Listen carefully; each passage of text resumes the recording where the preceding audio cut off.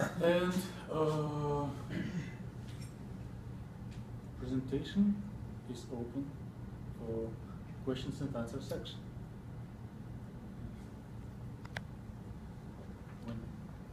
Why do you care about the energy involved with the transition? Why do you care about the energy involved with the transition?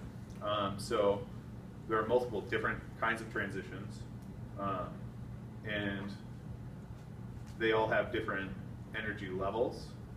So the energy of the photon needs to match that difference in energy level. So one system has many different populated states, many different unpopulated states. Each one has a unique energy difference. So. Kelly was first. Paul next. So I might be asking this wrong, or sort of, I don't know, pseudo information, but for the absorbance range, so you have like a compound, yeah, if you go to that, and like one R group in the chemical is responsible for the absorption at 400, right? And then the other atoms or different other groups in it are responsible for the other peaks, is that correct? That would be more infrared. This is this is UV-vis, so it's more electronic transitions. If you're talking about functional groups, that's more infrared spectroscopy, where there's particular vibrations in. So this is vibrational versus electronic. But that's due to different atoms in a molecule, their vibration, like their transition states, right? So what this is, you know, if we go forward here, we have all these different energy levels from, you know, if you recall molecular orbital diagrams, you have orbitals at different energies that have electrons, sort of at the ground state, and then higher up you'll have empty orbitals. Okay. And if I go back, the transition, so the lowest transition, so this is from the highest occupied molecular orbital to the lowest unoccupied molecular orbital. All of these further up, those are either the highest occupied molecular orbital to unoccupied orbitals above the LUMO, or it could be occupied orbitals below the highest occupied. Okay. So the shortest energy gap is always going to be HOMO to LUMO. And then everything higher is a larger transition. Gotcha. Okay, thank you. Cool. And going off of Wendy's question, she asked about energy states and what is so important. Do you know if, when we calculate these spectra, if it'll take into account transition rules? So as far as I know, this is just singlet state that's being calculated. So I think it's all allowed, but I don't really know. It's kind of a cop-out. What was the question? Oh, I was asking about whether or not we're going to take into account allowed versus forbidden transitions. Okay. Okay, please. Another small question. So there, just the specific, it says PS to PDF, and then you write the name of the file. Previously, like sometimes there's been a WR after PDF, so like PDF and write. Why? Do you know why there's no WR after that? No, I don't know. I've never. I guess I haven't encountered that problem where it won't transfer with this, where it needed to have that. I don't really know a lot about programming. The WR. It's better with WR. What's the It difference? is different versions of the same code. So the WR would be continuous with what part of it?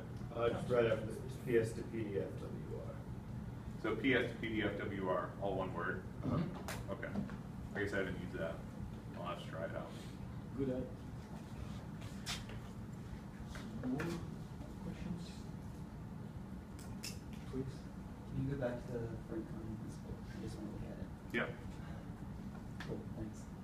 Yeah, and so that, all the blue lines are all of these things. So in this particular example, best overlap would be 0 to 2.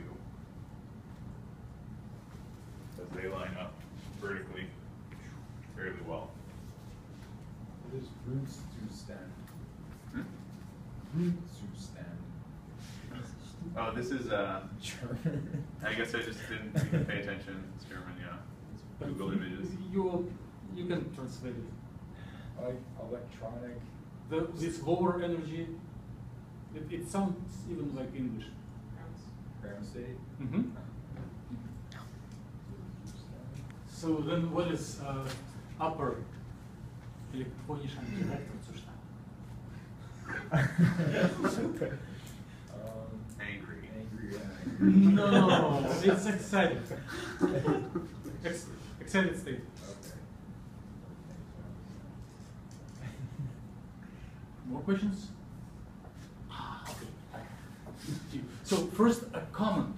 So it is absolutely nice that Joe decided to show from quantum principle, and it does illustrate us the limits of applicability of our computational chemistry approach. So by now, the tools that we learned by now and that we are going to learn will not help us in reproducing these features, because after doing Born-Oppenheimer approximation, we decided that electrons is one equation and ions is another one. And we quickly went to represent ions as point charges, as classical particles. While Joe shows these yellow structures, which is the wave function of quantized nuclei. So right after doing Born-Oppenheimer, but before point charge approximation, one may think of quantized wave function of nuclear motion. And it is those yellow things that Joe is showing. So it is very important logical thing, even if we do not use it for experimental data. Now, let's go to your slide number 5. Yes, here, or maybe next one. Good.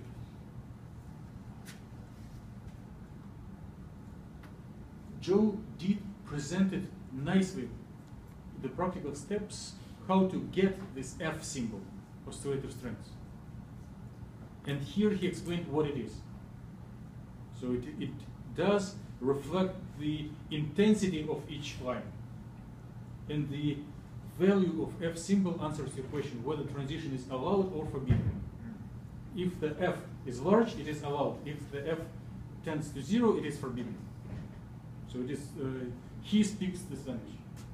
But can you please give us a little bit more details where the F comes from? Where the F comes from? Let me give a prompt. So you do have a set of energies, energy HOMO, energy LUMO. And you do have orbitals, phi HOMO, phi LUMO. And then you combine some data, and as a result, you get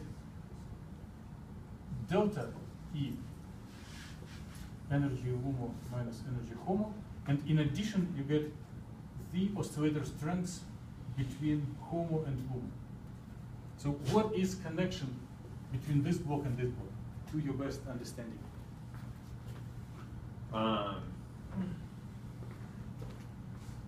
You may need this one. Yeah. So Write a dozen of formulas.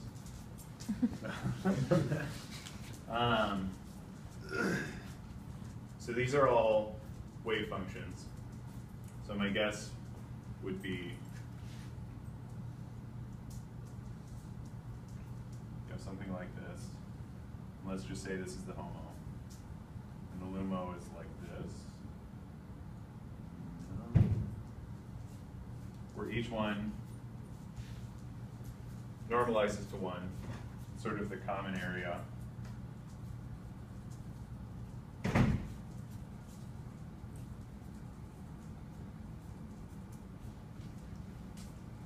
Would be the F. It is not exactly F, but it is very close.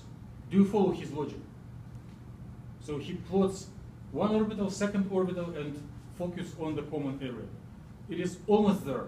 So first, definitely there is an equation that converts two orbitals into the value F homolumum. So it is a minimal data that we should accept. If you know the orbitals, we can compute homolumum. Good? And then, can you write down an equation which you were visualizing? Like orbital 1 times orbital 2, and then integrate. You are basically telling this one. Integral. So, infinity to Uh-huh.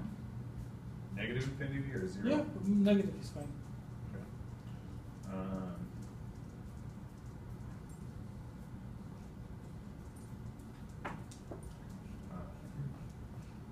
Times.